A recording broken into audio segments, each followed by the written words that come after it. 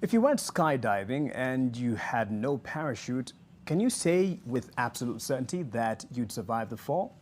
As you think over that answer, skydiving without a parachute is exactly what the UN environment says the world is doing as the Earth continues to heat up. On the sidelines of the COP26 summit in Glasgow, the UN agency has called for more deliberate financing to countries in the developing world in order to enable them survive climate change. Zainab Wandati with that update from Glasgow, Scotland.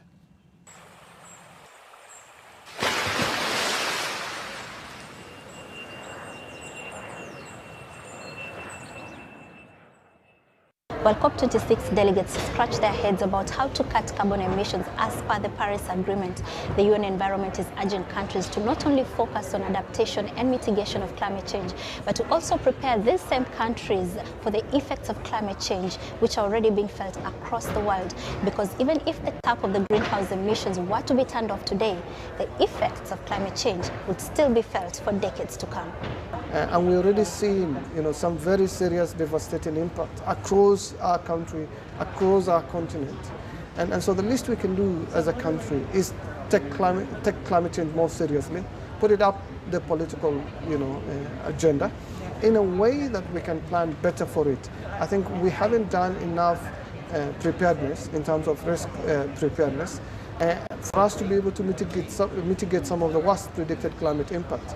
We will need to build our adaptive capacity so that we have a resilient community, but also a resilient economy that is able to withstand, but more importantly, recover from some of the worst impact of climate change.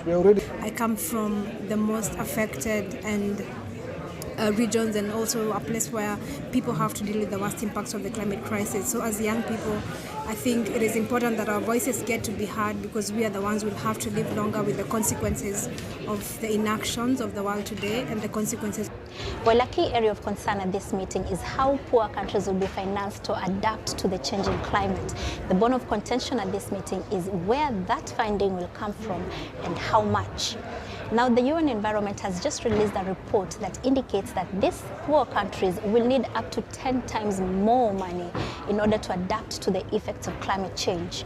In 2015 in Paris, the rich countries committed to $100 billion every year financing that would go to the developing world to help them adapt and mitigate the effects of climate change. But 6 years since that meeting in Paris, and that target has fallen short by at least 20%.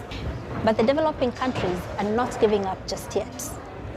I believe that this COP may deliver the finances that we need, the technology transfer, and most important, adaptation methods that can make us move to the next level.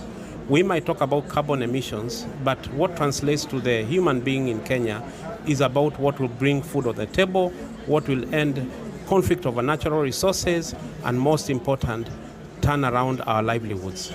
Already the world has warmed by at least 1.1 degrees, and at this point there's no country in the world that can say it hasn't felt the impacts of climate change, be it flooding, be it droughts, be it heat waves, you name it. And so far, these rich countries that committed $100 billion have only provided just over $79 billion.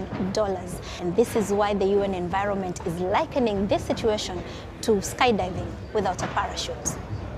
Zainab Wandati, NTV in Glasgow, Scotland.